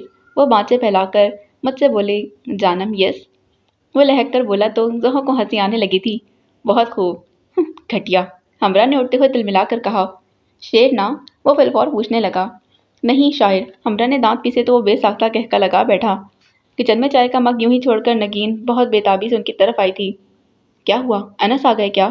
اس نے بے چینی سے پوچھا تو لاؤنج میں موجود ان کے چہرے جیسے ساکت ہو گئے تھے۔ بتاؤ نا وجی، انس آ گئے ہیں کیا؟ وہ کہیں سے بھی محفوظ الحواس نہیں لگ رہی تھی۔ نہیں بھابھی، وہ پھنسی پھنسی آواز میں بیچارگی سے بولا تو جواباً نگین نے ناگواری سے اسے کہا، تو پھر تم ہنسے کیوں؟ وہ ناسمجھی کسی کیفیت میں نگین کو دیکھنے لگا۔ تم چائے بنا رہی تھی نگی، اس کا کیا ہوا؟ زحا نے ماحول پر چائے کشیدگی دور کرنا چاہی۔ اس کی ذہنی رو ایک ہی سمت میں چل رہی تھی۔ اس سے پوچھو زوئی یہ کیوں ہنس رہا تھا؟ انس تو نہیں آئی، یہ پھر بھی خوشی سے ہنس رہا ہے۔ میں تو نہیں ہنستی، کوئی بھی نہیں ہنستا، پھر اسے کیوں ہنسی آ رہی ہے؟ یہ کیوں اتنا خوش ہو رہا ہے؟ وہ ناراضی سے پوچھ رہی تھی۔ جوانی کی سرحد کو چھوتا وجدان اس کی ذہنی اور جذباتی کیفیت دیکھ کر بمشکل اپنے آنسو کنٹرول کر پایا تھا۔ کاغذ ہمراہ کی طرف پھینکتا وہ تیزی سے باہر نکل گیا۔ میں نے کچھ غلط تو نہیں کہا نا؟ وہ زحا کی طرف پلٹی تھی۔ جب تک انس نہیں آ جاتے کوئی نہیں ہنسے گا، کوئی بھی خوش نہیں ہوگا، وہ اطمینان سے کہہ رہی تھی۔ زحا نے بے بسی سے اندر آتے عماد کو دیکھا جو گنگ کھڑا اس کی گفتگو سن رہا تھا۔ بظاہر دیکھنے پر وہ بالکل حواس میں دکھائی دیتی تھی، مگر اس کی باتیں عقل و شعور سے پرے تھیں۔ مجھے دیکھو، میں آخری بار پتہ ہے کب خوش ہوئی تھی؟ وہ یاد کرتے ہوئے زحا کو بتانے لگی۔ 2.5 ماہ ہو گئے ہیں جب انس جا رہے تھے، تب ہاں شاید تبھی ہم نے بہت باتیں کی تھیں، بہت سے ہنسے تھے، لیکن اب دیکھو انس نہیں لوٹے تو کیا میں ہنستی ہوں؟ نہیں نا، تو پھر یہ کیوں خوش ہو رہے ہیں؟ مجھے بالکل بھی اچھا نہیں لگتا۔ لیکن یہ تو کوئی اچھی بات نہیں ہے۔ عماد نے خود کو کمپوز کرتے ہوئے اندر آ کر اپنی رائے دی تو وہ چونک گئی، پھر ناگواری سے بولی، اس میں ایسی بری بات کون سی ہے؟ تو ہنسنا یا خوش ہونا چھوڑ دینا کہاں کی عقل مندی ہے؟ عماد نے جواباً کہا تو وہ چبا کر بولی، محبت کی نشانی تو ہے نا، مگر محبت تو ہنسنا اور خوش رہنا سکھاتی ہے۔ وہ در پردہ اسے سمجھانے اور بہلانے کی کوشش میں تھا۔ یہی تو میں کہہ رہی ہوں۔ نگین کا تنفس تیز ہوا تھا اور لب و لہجہ تند۔ انسان کو تبھی ہنسنا چاہیے جب اس کی محبت اس کے پاس ہو، جب محبت ہی نہ ہو تو اس کے خوش رہنے کا کوئی جواز نہیں۔ پھر یہ لوگ کیوں خوش ہوتے ہیں؟ بہت افسوس کی بات ہے مگر کسی کو بھی خیال نہیں، مجھے تو سبھی خوش دکھائی دیتے ہیں۔ یہ تو بہت اچھی بات ہے، خدا نے زندگی دی ہے تو اسے ہنسی خوشی ہی گزارنا چاہیے۔ عماد نے اطمینان سے کہا تو وہ یکلختی اس پر الٹ پڑی تھی۔ خوشی دی نہیں، خوشی چھینی ہے مجھ سے، اتنے انجان مت بنے جیسے کچھ جانتے ہی نہیں۔ نگین؟ زحا انگشتہ بدندہ تھی۔ ابھی تک عماد سے اس کا یہ رویہ گھر والوں کی نگاہ میں نہیں آیا تھا، مگر آج وہ بھرم بھی گیا۔ عماد خفیف سا ہو کر زحا کو دیکھنے لگا۔ تمہیں نہیں پتا زحا، انہوں نے میرے ساتھ کیا کیا ہے؟ وہ دفتن روحانسی ہو کر زحا سے مخاطب ہوئی تو وہ ہونک سی اسے دیکھنے لگی۔ انہوں نے انس کو ساتھ لانے کا، ان کا خیال رکھنے کا وعدہ کیا تھا، اور دیکھو خود تو صحیح سلامت موجود ہیں، مگر انس کو وہیں چھوڑ آئے۔ یہ سب ان کا قصور ہے۔ سانپ پٹاری سے باہر نکل آیا تھا۔ زحا کو اس کی ذہنی کیفیت پر حیرانگی ہو رہی تھی۔ آئی ایم سوری، وہ نگین کے سامنے آ کھڑا ہوا۔ یہ خدا کی کرنی ہے، اس کی مرضی اور اس کی مشیت سے سب کچھ ہوا ہے، مگر میں پھر بھی اب سے اپنے اس دعوے کے لیے معافی کا خواستگار ہوں۔ عماد کے لیے یہ بہت کڑا لمحہ تھا۔ خود اس کے لیے انس جو اہمیت رکھتا تھا یہ وہی جانتا تھا۔ اس پل کو ٹکڑے ٹکڑے ہوتے دل کو سنبھالے وہ بہت ضبط سے برداشت کا مظاہرہ کر رہا تھا۔ نہیں، اس کی آنکھیں آنسوؤں سے بھر گئیں۔ نفی میں سر ہلاتے وہ قطعی انداز میں بولی، میں آپ کو کبھی معاف نہیں کروں گی، زندگی بھر نہیں۔ وہ پلٹی اور تیز قدموں سے چلی گئی تھی۔ عماد بھائی؟ زحا کا سکتہ ٹوٹا تھا، آنکھوں میں نمی لیے وہ بے بسی سے اسے دیکھ رہی تھی۔ یہ کیا ہو گیا ہے کہ نگین؟ وہ بے حد پریشان تھی۔ اس کی ذہنی کیفیت نارمل نہیں ہے، اس لیے ایسے بیہیو کر رہی ہے، اسے نارمل ہونے میں کچھ وقت لگے گا۔ عماد نے اسے تسلی دی جبکہ خود اپنے دل اور ذہن کے بے وزن کیفیت وہی سمجھ پا رہا تھا۔ میں جا کر وجی کو دیکھوں، وہ پریشان ہو رہا ہوگا، زحا نے گہری سانس بھرتے ہوئے کہا تو عماد نے اسے روک دیا۔ وہ کہاں ہوگا، میں اسے سمجھاتا ہوں۔ اپنے کمرے کی طرف گیا ہے، زحا نے بتایا تو وہ لمبے لمبے ڈگ بھرتا ادھر کو نکل گیا تھا۔ تب زحا گھٹنوں میں منہ چھپائے بیٹھی سسکیاں بھرتی ہمراہ کی طرف متوجہ ہوئی اور اسے پیار دیتے ہوئے تسلیاں دینے لگی تھی۔ دماغ تو خراب نہیں ہوا تمہارا شمیل خان؟ نوفل جتنا حیران ہو سکتا تھا اتنا حیران تھا۔ اس میں دماغ خراب کی کیا بات ہے؟ اس نے جواباً بڑے سکون سے سوال کیا۔ نوفل نے موبائل دوسری کان سے لگاتے سلک کر کہا، صحیح دماغ والی کوئی بات نہیں ہے اس میں۔ او یار، اب کیا ہو گیا ہے؟ دنیا میں اور شادیاں نہیں ہوتی؟ تم نے بھی تو کی ہے نا؟ مگر صرف ایک۔ یہ تو اپنی اپنی قسمت ہے یارا، کسی کی ایک تو کسی کی 5 گھی میں ہیں۔ اور بیٹا جی، سر ایسا کڑھائی میں جائے گا کہ ٹانگیں اوپر ہوں گی اور سانس لینے کو بھی نہیں ہوگا۔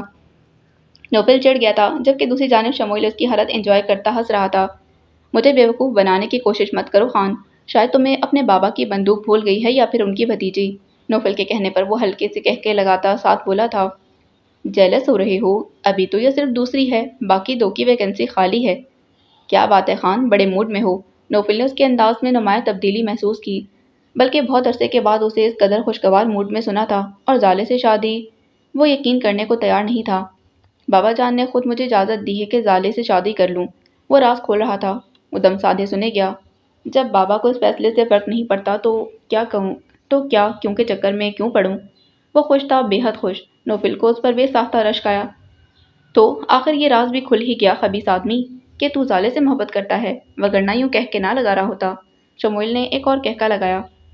اپنے ایمان سے بتا یارا، زالے جیسی لڑکی ہاتھوں میں دل لیے راہ میں کھڑی ہو تو پھر کون کب تک دامن بچا سکتا ہے؟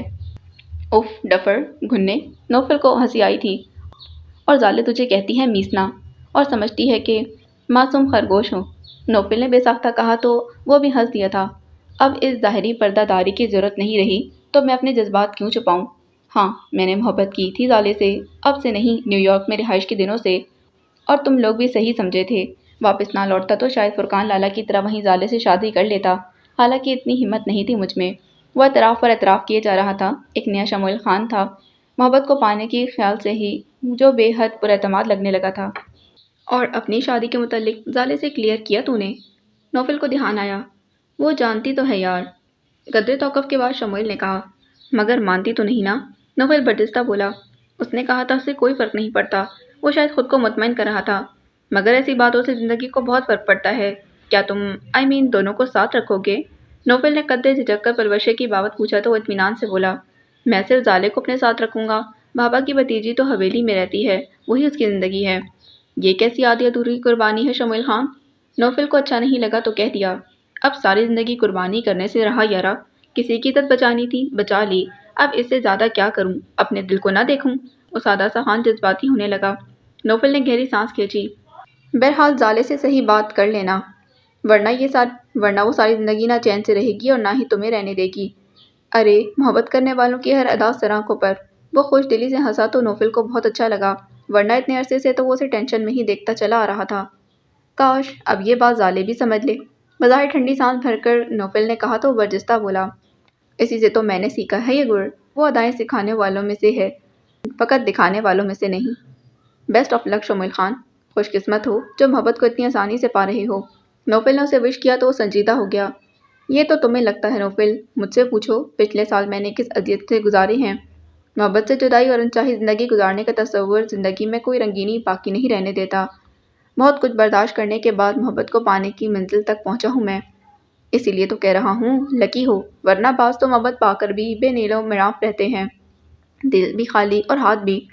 نوفل نے رسمی کلمات کے بعد موبائل آف کر کے ٹیبل پر ڈال دیا اور بیڈ کی پشت سے سر ٹکا لیا تھا۔ محبت، مراد پا کر بھی نامراد رہنا، خالی ہاتھ اور خالی دل۔ نوفل نے اپنا دل ٹٹولا تو دکھ کی ایک عجیب سی کیفیت پورے وجود میں سرایت کرنے لگی۔ خالی دل میری طرح۔ نگین کی شدید ذہنی ٹینشن رنگ لائی تھی۔ نتیجہ نروس بریک ڈاؤن کی صورت میں نکلا تو وہ ایک بار پھر سے ہی سب بوکھلا گئے تھے۔ انس کی نشانی کوکھ میں لیے وہ ان سب کی امیدوں کا مرکز تھی، اور اب اسی کا یوں ہاتھوں سے ریت کی مانند پھسل جانا سبھی کو ہراساں کر رہا تھا۔ ہسپتال میں صبا اور چچی جان کے ہمراہ معید اور عماد تھے۔ قدرت کو جانے کیا منظور تھا، ہسپتال سے آنے والا ایک فون سب کا کلیجہ چیر گیا تھا۔ نگین کا عمل ضائع ہو گیا تھا۔ انس کی آخری نشانی اس دنیا میں آنے سے پہلے ہی ان سے روٹھ گئی تھی۔ ایک بار پھر سے میر ہاؤس میں صف ماتم بچھ گئی تھی۔ شمویل خان نے بات کی تھی یا زندگی کا ایک اور دروازہ کھول دیا تھا؟ زالے چند ثانیوں تک بس گنگ سی بے یقین نگاہوں سے اسے دیکھتی رہ گئی۔ وہ بات ادھوری چھوڑ گیا، پھر قدرے توقف کے بعد پوچھنے لگا، کیا بات ہے؟ تم بھی تو یہی چاہتی تھیں، کیا میں بابا سے کہوں کہ تمہارے ڈیڈی سے بات کریں؟ شمویل خان، زالے کی آنکھیں آنسوں سے لبالب بھر گئیں، تم سچ کہہ رہے ہو؟ اس کی جذباتیت نے شمویل خان کو بہت متاثر کیا، اور دل تو بہت پہلے ہی اس کی چاہت اور جنون خیز محبت کا معترف ہو چکا تھا۔ اب یہ تو تمہیں نکاح نامے پر سائن کرنے کے بعد ہی پتہ چلے گا کہ میں واقعتاً سچ کہہ رہا ہوں۔ وہ دلکشی سے مسکرایا۔ زالے بے اختیار اپنی جگہ سے اٹھ کر اس کے پاس آئی۔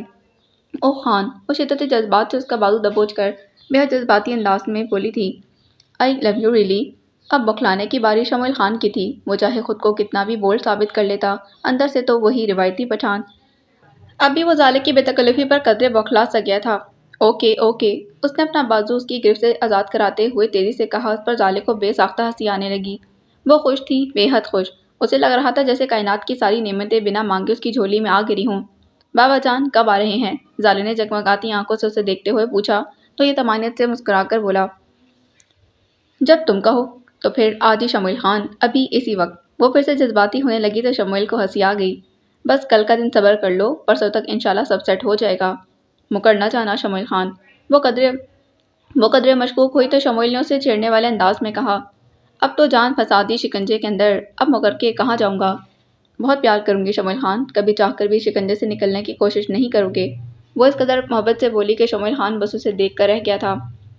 وہ بالکل ساکت تھی، جیسے کوئی جذبات اور احساسات سے عاری وجود، مگر جب نوفل اور صبا اسے اسپتال سے لے کر سیدھے میر ہاؤس جانے کے بجائے اپنے گھر آئے تو اس کے منجمد احساسات پگھلنے لگے۔ آپ گاڑی یہاں کیوں لائے؟ اس کی آنکھوں میں وحشت سی اترنے لگی۔ ماما سے نہیں ملو گی؟ اتنے دنوں سے تمہیں یاد کر رہی ہیں۔ نوفل نے مصروف انداز میں انجن آف کرتے کہا تو وہ بے بسی سے صبا کو دیکھنے لگی۔ یہ بھی تو تمہارا گھر ہے نگی، چند روز ہمارے ساتھ رہ لوگی تو ہم بھی خوش ہو جائیں گے، اس نے پیار سے کہا تو اس کے بعد خاموشی سے ان کی تکلیف میں گاڑی سے اتر کر اندر آ گئی، جہاں زرینہ بیگم اور ادینہ کے ہمراہ صالح بیگم بے صبری سے اس کا انتظار کر رہی تھیں۔ اسے دیکھتے ہی باہیں پھیلا دیں تو وہ والہانہ انداز میں ان سے لپٹ گئی تھی۔ نوفل نے صالح بیگم کو پہلے ہی سختی سے منع کر دیا تھا کہ نگین کے سامنے کسی بھی قسم کی جذباتیت کا مظاہرہ نہ کیا جائے، مگر بیٹی کو اس قدر لٹی پھٹی حالت میں دیکھ کر تو سنگ دل ماں بھی حوصلہ ہار بیٹھتی، وہ تو پھر اپنے بچوں پر جان دینے والی ماں تھی۔ ان کی آنکھیں بھر آئیں۔ نگین خاموشی سے ان کی گود میں سرک کے آنسو بہا رہی تھی۔ نوفل ماحول کی افسردگی کی تاب نہ لاتے تیز قدموں سے سیڑھیوں کی طرف بڑھ گیا تھا۔ شموئیل خان نے اگلے دن ہی بابا جان سے کانٹیکٹ کیا تھا اور ادھر وہ تو جیسے تیار ہی بیٹھے تھے۔ ایک دفعہ کوٹھی آ کر مجھے مل جاؤ شموئیل خانہ۔ جی بابا۔ وہ اندر ہی اندر ان کی اس قدر مہربانیوں پر حیران بھی تھا، سو اسی شام کوٹھی پہنچ گیا تھا، جہاں بابا جان اپنے پورے جاہو جلال کے ساتھ موجود تھے۔ وہ مؤدبانہ انداز میں ان کے پاس بیٹھ گیا تھا۔ چائے اور ریفریشمنٹ سے فارغ ہونے کے بعد وہ اس کی طرف متوجہ ہوئے۔ تو اب کیا ارادے ہیں تمہارے؟ انکار بھرتے ہوئے انہوں نے پوچھا تو وہ نیپکن سے ہاتھ صاف کرتا چونک کر انہیں دیکھنے لگا۔ ارادہ تو آپ کو پتہ ہے بابا جان، میں چاہتا ہوں کہ کل آپ زالے کے ڈیڈی سے مل لیں۔ وہ پرسوچ انداز میں مونچھوں کو بل دے رہے تھے، پھر صوفے کی پشت پر ہاتھ پھیلاتے ہوئے اس کی طرف متوجہ ہوئے۔ تم نے اس لڑکی سے بات کر لی شادی کی؟ انہوں نے استفسار کیا تو شموئیل خان نے محض اس بات میں سر ہلانے پر اتفاق کیا۔ تم جانتے ہو شموئیل خان، پلوشیں ہمیں کتنی عزیز ہے، مگر تمہیں بھی ہم جگر کا ٹکڑا مانتے ہیں، اس لیے تمہاری ہر منمانی برداشت کر لیتے ہیں۔ تم اس لڑکی سے شادی کر لو، ہمیں کوئی اعتراض نہیں، بس ایک شرط ہے ہماری۔ وہ اپنے مخصوص دبنگ لب و لہجے میں بولے تو شموئیل گہری سانس بھرتے استفہامیہ نظروں سے انہیں دیکھنے لگا۔ بات یہ ہے شموئیل خانہ کہ تم چاہے 4 شادیاں کرو اور بے شک خاندان سے باہر کرو، مگر تمہیں صرف ایک ہی قول کی پاسداری کرنا ہوگی۔ وہ کہتے ہوئے لمحہ بھر کو ٹھہرے تو شموئیل خان جزبز ہونے لگا۔ در حقیقت اسے گلریز خان کے اس کسوٹی والے انداز سے کوفت ہونے لگی تھی۔ آپ حکم کریں بابا جان، وہ بمشکل تحمل سے بول پایا، ورنہ جھنجھلاہٹ تو حد سے سوا تھی۔ تو پھر غور سے میری بات سنو اور دل پر لکھ لو شموئیل خان کہ خاندان سے باہر شادی اپنی مرضی سے بے شک کرو، مگر اتنا ضرور ذہن میں رکھنا کہ تمہارا بچہ صرف پلوشے کی کوکھ سے جنم لے گا، ہمارا وارث۔ وہ تحکمانہ اور قطعی لب و لہجے سے کہتے شموئیل خان کے سر پر جیسے پہاڑ توڑ گئے تھے۔ وہ بلکا کر بے یقینی سے انہیں دیکھنے لگا تھا۔ ماما خدا کے لیے کم از کم آپ تو بچوں جیسی ضد مت کریں۔ وہ انہیں سمجھاتے سمجھاتے ضد ہو چلا تھا۔ بچوں جیسی ضد تو تم کر رہے ہو نوفل، جب میرا دل ہی مطمئن نہیں ہے تو میں تمہیں کیسے اجازت دے دوں؟ صالح بیگم کا انداز اٹل تھا۔ جب کھانے کے بعد انہوں نے نوفل کو اپنے کمرے میں بلایا تو اس کے وہم و گمان میں بھی نہیں تھا کہ وہ اس سے کس معاملے پر بات کرنا چاہتی ہیں، مگر جب انہوں نے صاف لفظوں میں سنگاپور جانے سے منع کر دیا تو وہ ٹھٹک گیا۔ ابھی اس کی روانگی میں 1 ہفتہ باقی تھا، اس لیے اس نے صالح بیگم سے سلسلے میں کوئی بات نہیں کی تھی، لیکن صبا نے شاید انہیں بتا دیا تھا، اسی لیے انہوں نے 2 ٹوک لفظوں میں اسے ارادہ ملتوی کرنے کا حکم دے دیا۔ یہ تفریحی ٹور نہیں جو ملتوی کر دوں، بزنس کے سلسلے میں جا رہا ہوں۔ پہلے کی بات اور تھی۔ ایک سے ایک قابل بندہ ہے تمہارے آفس میں، کسی کو بھی بھیج دو اپنی جگہ۔ ہاں، بزنس ہی ان میں سے کسی ایک کے حوالے نہ کر دوں؟ وہ ناراض سا اٹھ کھڑا ہوا۔ بیٹھ جاؤ اور میری بات سنو، انہوں نے ڈانٹتے ہوئے کہا تو ان کے پاس آ بیٹھا۔ بات سمجھنے کی کوشش کریں امی جان، یہ میرا ابھی کا نہیں بلکہ بہت پہلے کا پروگرام ہے اور کسی صورت ملتوی نہیں ہو سکتا۔ ان کا ہاتھ تھامتے نوفل نے ملتجیانہ انداز میں کہا تو ان کی آنکھیں نم ہونے لگیں۔ میری خاطر بھی نہیں؟ وہ بے بس سا ہونے لگا۔ آپ کے لیے تو جان بھی حاضر ہے۔ ابھی تو پہلے ہی صدموں سے نہیں سنبھلے ہیں، ایک تمہارا سہارا غنیمت ہے، اتنی دور بھیجنے کو دل نہیں مانتا نوفل۔ ان کا دل پگھل رہا تھا۔ ان کی بات سمجھتے ہوئے نوفل نے لب کھینچے، وہ یقیناً انس کو کھونے کے صدمے کا ذکر کر رہی تھیں۔ ہمیں جدائی راز نہیں آتی نوفل، مت جاؤ، بہن کی حالت دیکھو، صبا بھی پریشان ہے، سبھی بہت ٹوٹے بکھرے ہوئے ہیں، ایسے میں تمہارا جانا مزید پریشانی کا باعث ہوگا۔ صالح بیگم نے اپنی طرف سے بات ختم کر دی اور وہ بھی سمجھایا یا نہیں مگر خاموش ضرور ہو گیا تھا، لیکن کمرے میں آتے وہ صبا سے الجھنے لگا۔ میں نے ماما سے شکایت نہیں کی، صرف انہیں بتایا ہے، وہ آرام سے کہتی اسے مزید جھنجھلا گئی۔ آپ کو میں نے اپنی سیکرٹری اپوائنٹ نہیں کیا میرے خیال میں، وہ طنزیہ انداز میں بولا تھا۔ ماما کو بتانا یا نہ بتانا میری مرضی تھی۔ آپ کو میرے معاملات میں اتنی اتھارٹی کس نے دی ہے کہ جب جی چاہے کچھ بھی کرتی پھریں؟ آپ میرے شوہر ہیں اور میں اپنے شوہر سے متعلق ہر مسئلہ گھر میں بڑوں سے ڈسکس کر سکتی ہوں۔ صبا اس کے انداز سے پریشان تو ہوئی، مگر اس وقت خاموشی کا مطلب تھا نوفل کی سخت سوچ سنتے رہنا، جس کی کم از کم وہ خود میں ہمت نہیں پا رہی تھی۔ مائنڈ یور اون بزنس محترمہ، وہ غرا اٹھا تھا۔ نوفل پلیز، میں اپنی خاطر نہیں، ماما کی خاطر، نگین کی خاطر کہہ رہی ہوں۔ یہاں آپ کے علاوہ اور کون ہے جو ان کی کیئر کر سکتا ہے؟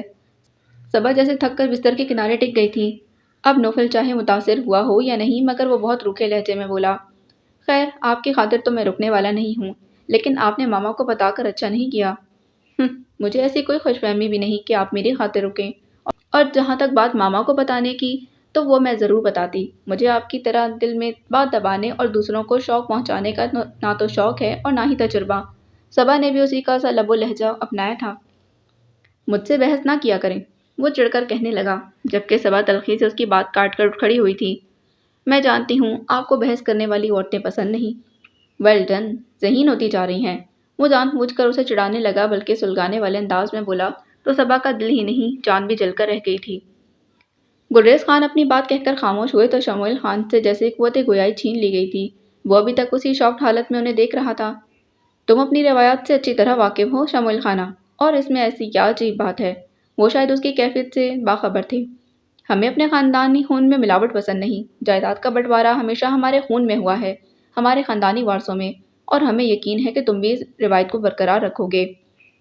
بس بابا جان، وہ ضب سے سرخ ہوتا چہرہ لیے اٹھ کھڑا ہوا تھا، میں ایسی کوئی شرط ماننے کو تیار نہیں۔ اگر ہم تمہاری خواہش پوری کرنے کو تیار ہیں تو تمہیں بھی ہماری ہر شرط ماننے کو تیار ہونا چاہیے۔ وہ قطعی انداز میں بولے، جس لڑکی کو میں محض آپ کی عزت کی خاطر بیاہ کر لایا تھا، جس سے میرا رشتہ بل روز سے کاغذی کارروائی کہلا رہا ہے، اسے اچانک آپ کو وارث کی حسرت کیسے پیدا ہو گئی؟ شموئیل کے خون میں بھی پٹھانوں کی تاثیر تھی، سو گرم ہونے لگا۔ یہ ہمارا حکم ہے شموئیل خانہ، کل ہم تمہارے ساتھ اس لڑکی کے گھر جانے اور پوری عزت کے ساتھ رشتہ مانگنے کو تیار ہیں۔ گلریز خان نے ٹرمپ کارڈ استعمال کیا۔ شموئیل خان لاچار کھڑا رہ گیا۔ کیا بات ہے نگین، اتنی خاموش کیوں بیٹھی ہو جان؟ صالح بیگم اتنی دیر سے اسے دیکھ رہی تھی۔ ابھی صبا ناشتے کے برتن اٹھا کر کچن میں لے گئی تھی، اور تب سے اب تک وہ ایک ہی پوزیشن میں اپنے کپ پر نظریں جمائے بیٹھی تھی۔ ان کی خاموشی پر ان کا دل کڑھنے لگا تو وہ رہ نہ سکی۔ وہ چونک گئی۔ مجھ سے کچھ کہا آپ نے؟ اس کی بے خبری کمال کی تھی۔ اتنی چپ نہ رہا کرو میری جان، ہنسا بولا کرو، صبا کے ساتھ بات چیت کیا کرو، وہ کیا سوچتی ہوگی؟ وہ اسے سمجھانے والے انداز میں کہہ رہی تھی۔ اور نگین نے کہا بھی تو کیا، میں یہاں اتنے دن رہ لی ماما، اب مجھے گھر جانے دیں۔ ارے، صالح بیگم پریشان ہوئی، یہاں کیا مسئلہ ہے تمہیں؟ مسئلہ کچھ نہیں ماما، لیکن آپ تو جانتی ہیں کہ انس کو میرا یہاں کا رہنا اچھا نہیں لگا کرتا تھا۔ انہیں ابھی بھی یہ بات پسند نہیں ہوگی۔ اس کی بات سن کر صالح بیگم کا دل خون کے آنسو رونے لگا۔ مگر ہم تو تمہیں اتنی جلدی جانے نہیں دیں گے، اتنی مشکل سے تو ہاتھ لگی ہو، کیوں ماما؟ صبا نے آ کر خوش دلی سے کہا تو صالح بیگم خود کو سنبھالتے ہوئے بولی، بالکل یہی بات تو میں اسے سمجھا رہی ہوں۔ دکھ بہت بڑا سہی نگی میری بچی، مگر صبر بھی صبر کرنے سے ہی آتا ہے۔ نگین کی آنکھیں بھر آئیں۔ صبا اس کے ساتھ والی کرسی پر بیٹھ گئی اور محبت سے اس کا ہاتھ تھام لیا۔ بہت رو لیا نکی، اب بس کرو، مرنے والوں کے ساتھ مرا نہیں جاتا، خدا کی رضا سمجھ لو۔ میں جانتی ہوں یہ دکھ، یہ صدمہ بہت عظیم ہے، مگر ماما کو دیکھو، کیا یہ تکلیف میں نہیں؟ نوفل کو دیکھو، وہ تمہاری آنکھوں میں آنسو نہیں دیکھ سکتے، مگر اب بے بس ہیں۔ خدا کے لکھے کو بھلا کون مٹا سکا ہے؟ وگرنہ ہم سب ڈھال بن جاتے انس کے سامنے، موت انہیں تو کیا ان کے سائے کو بھی چھو نہ پاتی۔ مگر میرا بچہ صبا، انس کی نشانی بھی نہ رہی، نہ جانے قسمت میں اس کی کیا مصلحت ہے۔ وہ رونے لگی تھی، خود صبا کا دل بھی بھرانے لگا۔ وہ بے بسی سے صالح بیگم کو دیکھنے لگی تو انہوں نے نرمی سے کہا، جو خدا جانتا ہے، ہم بشر اس کے متعلق سوچ بھی نہیں سکتے نگی، گہرائی میں مت جاؤ، دل خواہ مخواہ کے وسوسوں اور غلط فہمیوں کا شکار ہوتا ہے۔ تو میں کیا کروں؟ میرے جینے کا کیا مقصد رہ گیا ہے؟ کس کے لیے ہنسوں بولوں؟ نہ شوہر رہا نہ بچا، پھر بھی آپ کہتی ہیں کہ صبر کروں، حوصلہ کروں، خوش رہوں۔ کس بات پر خوش رہوں؟ اس پر کہ میرا شوہر نہیں رہا، یا اس بات پر کہ اس کی نشانی بھی نہ رہی؟ وہ بولتے بولتے ذہانی انداز میں چیخنے لگی تو صبا کو لینے کے دینے پڑ گئے۔ خود صالح بیگم بھی رونے لگی تھیں۔ صبا جو اسے سمجھانے اور بہلانے کے ارادے سے بیٹھی تھی، اب بے بسی سے اسے باہوں میں لیے حوصلہ دے رہی تھی۔ ویرا کو اپنے ایک سفری بیگ اور سوٹ کیس کے ہمراہ گھر میں پا کر وہ بھی معید حسن کے ساتھ زوہا میر کے کان کھڑے ہو گئے تھے۔ معید نے تائی جان اور تائی جان کو شاید کچھ تفصیلات بتا دی تھیں۔ اس نے بہانے سے جا کر پوچھنے کی بہت کوشش کی مگر ایک لفظ بھی پلے نہیں پڑا۔ یا خدا، کون سا کھیل کھیلنے لگا ہے یہ شخص؟ وہ چکرا سی گئی۔ کتنی دیدہ دلیری سے اپنی گرل فرینڈ کو گھر لے آیا تھا، بلکہ اب اس کے لیے گیسٹ روم بھی کھلوایا جا رہا تھا۔ ویرا اب گیسٹ روم میں رہے گی، اس کی ضروریات کا خیال رکھنا اب تمہاری ذمہ داری ہے۔ معید حسن نے بطور خاص اسے ویرا کے سامنے بلا کر نصیحت کی تو وہ دانت کچکچا کر رہ گئی، مگر کیا کہتی؟ سر ہلا دیا۔ جی۔ ارے نہیں، اس تکلف کی کیا ضرورت ہے معید، میرا اپنا گھر ہے یہ تو۔ یو ڈونٹ وری، ویرا نے بے تکلفی سے کہا تو وہ جل کر رہ گئی۔ اگر یہی گل کھلانا تھا تو بھلا میری زندگی برباد کرنے کی کیا ضرورت تھی؟ اسے معید حسن پر ٹوٹ کر غصہ آ رہا تھا، اور ویرا کے انداز تو پل روز سے ہی اسے پسند نہیں آئے تھے۔ ناشتے کی میز پر نہ صرف وہ بے تکلفی سے موجود تھی بلکہ سب کے ساتھ یوں گھل مل گئی تھی جیسے جانے کتنے عرصے سے یہاں رہ رہی ہو۔ یہ تو بہت اچھی ہیں، حالانکہ شکلاً بہت مغرور لگتی ہیں۔ ویرا کی خوش مزاجی اور بے تکلفانہ انداز سے ہمراہ بھی بہت متاثر ہوئی۔ بہت عرصے بعد فضا میں ایک ہلکا پھلکا سا تاثر پھیلا جو سب کو اچھا لگ رہا تھا۔ شکل کا کیا ہے، دیکھنے میں تو تم بھی بہت عقل مند لگتی ہو، وجدان نے بے ساختہ کہا تو وہ اترا کر بولی۔ شکریہ۔ اس کے یوں بنا سوچے سمجھے بولنے پر دوحہ نے کہکا لگایا تو وہ چونک کر وجدان کے لفظوں پر غور کرنے لگی۔ پھر سمجھ میں آئی تو وجدان آگے آگے اور وہ حسب عادت پیچھے پیچھے۔ یہ PDCL نمبر کیوں ٹھیک نہیں ہو رہا؟ میرا انتہائی ضروری فون آنا تھا، وہ معید حسن کے سر پر کھڑی تحکمانہ انداز میں پوچھ رہی تھی۔ آج چھٹی کا روز تھا، وہ لاؤنج میں فائلز کھولے بیٹھا تھا۔ معید نے کو چھٹی نگاہ اس پر ڈالی۔ کل تک فون ٹھیک ہو جائے گا۔ مگر میرا فون تو آج آنا ہے، وہ جیسے جھنجھلائی تھی۔ بنایا ہوگا دوستوں کے ساتھ کوئی بوگس سا پروگرام؟ معید نے طنز کیا تو وہ چمک کر بولی۔ جی نہیں، اطلاعاً عرض ہے کہ میرا جرمنی سے فون آنا تھا، وہ بھی انتہائی ضروری۔ عمر کاظمی، معید نے بے اختیار سے کہا تو ضحیٰ نے سنبھلتے ہوئے اپنے تاثرات میں لاپرواہی کا عنصر سمویا۔ اب ہر بات آپ کو بتانے والی تو نہیں، جس کا بھی آنا ہو، مگر فون لائن تو ٹھیک ہونی چاہیے، وہ بڑے رکے سے انداز میں کہتی پلٹ گئی جبکہ معید ابھی تک لب کھینچے اسے دیکھ رہا تھا۔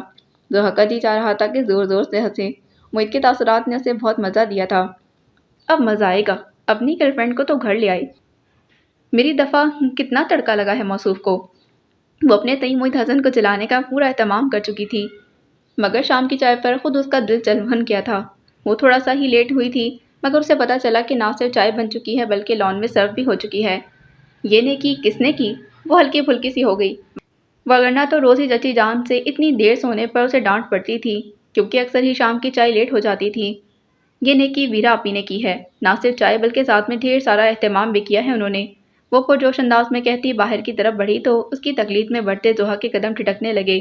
اسے جھٹکا سا لگا، اتنے دنوں سے یہ ذمہ داری ضحیٰ کے سر پر تھی اور اب یہ ویرا، ضحیٰ کی سلطنت پر قبضہ کرنے کی کوشش۔ وہ سلگتی ہوئی لان میں پہنچی تو سب چائے کے ساتھ ساتھ ویرا کے ہاتھ کے ذائقے سے بھی لطف اندوز ہو رہے تھے۔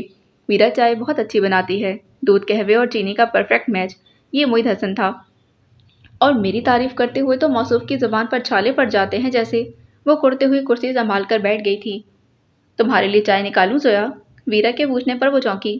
ارے واہ، اسے لگا جیسے وہ مہمان ہو اور ویرا اس گھر کی مالکن۔ نہیں شکریہ، وہ رکھائی سے بولی۔ پی لو، تمہیں بھی پتہ چلے کہ چائے کیسے بنائی جاتی ہے، یہ معید حسن تھا۔ اف، اس قدر کھلا طنز! واقعی آپی، تمہارے جو شاندے کا ایک فائدہ تو تھا کہ پوری سردیوں میں زکام سے بچے رہے، مگر یہ چائے بھی کمال ہے، اور یہ پیٹیز اور سموسے، واہ واہ! وجدان سر دھن رہا تھا۔ لالچی، خبیث، اکیلے میں بتاؤں گی، آہ آہ نہ کر اٹھے تو پھر کہنا۔ وہ وجدان کو لتاڑنے کو تیار بیٹھی تھی۔ اور یہ ویرا، اسے تو میں 2 دنوں میں یہاں سے بھگا دوں گی۔ ویرا نے اس کی پلیٹ میں زبردستی فنگر فش اور سموسہ رکھا تو اسے لینا ہی پڑا۔ ویسے بھی سبھی اتنے شوق سے چائے کے ساتھ لوازمات سے لطف اندوز ہو رہے تھے کہ اس کا بھی جی ہمکنے لگا، اور دونوں چیزیں چکھنے کے بعد اسے ماننا پڑا کہ ویرا میں اور کوئی خوبی ہو نہ ہو، ہاتھ میں ذائقہ ضرور تھا۔ معید حسن نے ویرا کو چائے کا دوسرا کپ بنانے کا اشارہ کیا تو بے اختیار اپنی کرسی پر پہلو بدل کر رہ گئی، تائی جان سے بات کر کے اپنا دھیان بٹانے کی کوشش کرنے لگی۔ باقی اگلی قسط میں۔